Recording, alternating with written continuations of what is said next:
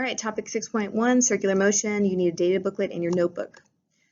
To start, we have this first equation, v equals omega times r. V is the linear speed or tangential velocity, equals omega. Omega is angular speed or angular velocity, times r, which is either the radius of the circular path taken by the object, or it's the displacement vector of the object. A equals v squared over r, centripetal acceleration, v squared over r. Centripetal acceleration also equals 4 pi squared times r divided by t squared, where t squared is the period of the motion. Centripetal force, F equals mv squared over r. The other equation is m omega squared over r, and again, omega is angular speed or angular velocity. So a particle is said to be in uniform circular motion if it travels in a circle or along an arc with a constant speed v. So imagine I have this object, it's traveling in a uniform circle of radius r. As it does, it has this velocity vector. I want you to copy this diagram. Observe that this velocity vector is always tangent to the circle. It's always touching in one place, this circle. So my velocity vector is in red, the radius of the circle is in orange. And then I can lay it down on an xy plane. Know that the magnitude of the velocity vector is not changing. It's only the direction that changes.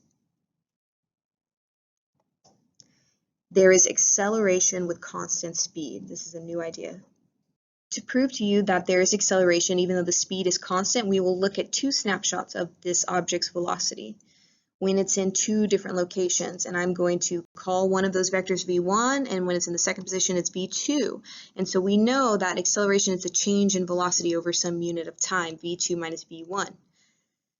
So I will do some vector analysis, my head to tail method, and I can see that the change in velocity vector then points in. The direction of acceleration for an object's rotating in a circle or revolving around something is always toward the center of the circle. That is known as centripetal acceleration.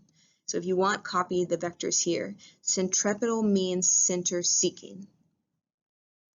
So how does the centripetal acceleration depend on r and the speed? To explore this, we define the centripetal force, F sub c, as m times a sub c, where a sub c is centripetal acceleration. Picture yourself as a passenger in a car that is rounding a left turn. The sharper the turn, the harder you and your door push against each other. The smaller the radius, the bigger the centripetal force. The faster the turn, the harder you and the door push against each other. So it's higher speed, bigger force.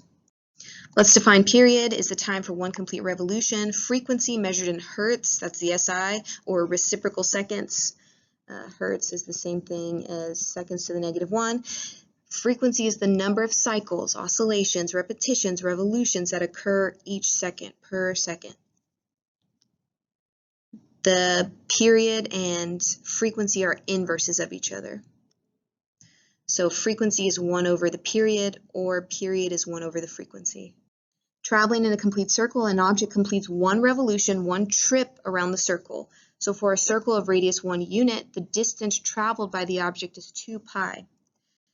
Which is 1 revolution equals 2 pi radians. Radians doesn't stand for radius. Rad stands for radians, where you have 2 pi radians equals 360 degrees. That's how many radians, rads, are in a circle. That's how many degrees are in a circle. 1 revolution, 2 pi rad. So sometimes the period of a revolution is given rather than the velocity. If we know the circumference, then we know everything about the speed. Because speed is distance over time, the distance traveled by an object in circular motion is 2 pi r over capital T. Thus, v squared is 4 pi squared r squared over t squared, such that the centripetal acceleration equals v squared over r, or 4 pi squared r squared over t squared over r. The r's cancel, and we are left with this expression for centripetal acceleration. And here we have Albert, the physics cat, who was not harmed in the making of this video. We're going to draw a free body diagram, so please copy this, A, B, C, D. Imagine I have an object and it's spinning in a vertical circle. Always, always, for an object that's rotating or revolving, the net force is the centripetal force. So let's analyze the net force acting on the object in directions A, B, C, D. Okay, so always centripetal force, center seeking force, it goes towards the middle. I have tension. Tension always goes towards the middle. So F sub C and tension always point in, always center seeking. Okay, then we have the force of gravity in this position acting on the object going down. I build my net force equation. Everything going in the same direction as net force is positive. F sub C equals tension plus the weight for position A. If I solve for tension, tension equals F sub C minus W. All right, if the object is in position C or B, because it's pretty much the same, then I have the force of gravity acting down. Oops, I want to do this in blue. W going down. I have tension again as the center, and the centripetal force, center. In this case, the weight is perpendicular. So for positions B or C, F sub C equals T. Let's see what happens to the object when it's in the D position. Okay, so again, center seeking force, that's always the net force, F sub C going to the center. Tension, always also to the center, and the weight now is in the opposite direction, W going down. So I build my net force equation, F sub C equals tension is positive because it's in the same direction, minus W. If I solve then for tension, tension equals F sub C plus W. Therefore, the highest tension is in position D. At the bottom of the vertical path, tension is greatest, highest at D.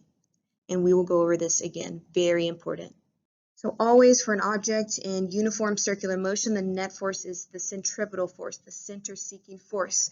The minimum velocity at the top of the path is the velocity required for the centripetal force to at least equal the force of gravity. That means the centripetal acceleration at the top should equal g. That's the minimum amount of acceleration needed. And centripetal acceleration is v squared over r. Therefore, the minimum speed at the top of this vertical circle is g times r to the 1/2 power. Energy is always conserved. So what forms of mechanical energy are present at the top and bottom of the path? And that must mean they're equal to each other. So at the top, energy is conserved. So the energy I have at the top should be equal to the energy at the bottom of the circular path. At the top, the object has its 1/2 mv, the velocity at the top squared, plus mg2r. This is the gravitational potential energy at the top. Notice it's 2r because I have a radius here and a radius here. So it has this amount of minimum potential energy. It doesn't matter how high up the circular path is, the object can't escape the circle, okay? So this energy at the top must equal the speed, the kinetic energy at the bottom. That means that the energy is conserved. 1/2 mv squared at the top plus mg2r at the top equals 1/2 mv squared at the bottom. Okay, really quick, airplanes can do 3 maneuvers while traveling. You may have to know these: roll, yaw, pitch.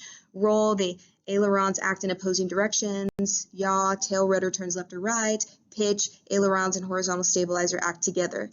So it is a roll maneuver that gives a plane a centripetal force, as we will see on the next slide. Okay, so as a plane rolls, the lift vector begins to have a horizontal component. So you can see, copy this free body diagram for this plane. This is a plane that's rolling, and this is just a vertical plane. So we can see now what the free body diagram looks like as a plane rolls side to side. The centripetal force causes the plane to begin traveling in a horizontal circle. We can see that is how a plane generates lift.